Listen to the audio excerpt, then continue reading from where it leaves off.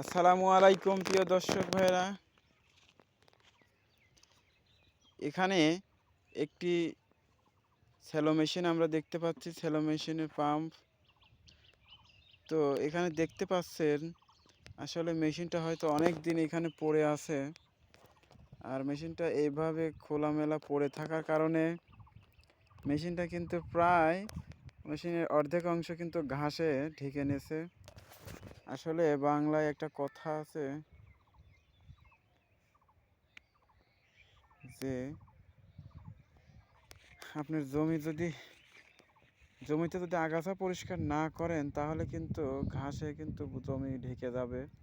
ঠিক তেমনই এখানেও আসলে মেশিনটার কোনো পরিচর্যা করা হচ্ছে না জন্য চারিদিকে কিন্তু ঘাসে মেশিনটা ডুবে গেছে।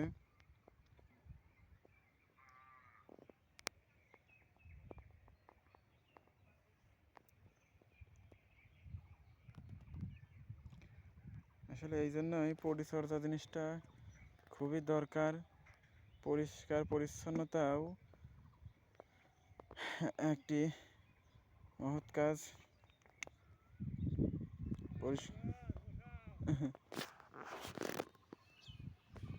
মেশিনটা এরকম দীর্ঘদিন পড়ে থাকার কারণে কিন্তু মেশিনটা প্রায় অচল অবস্থা হয়ে গেছে।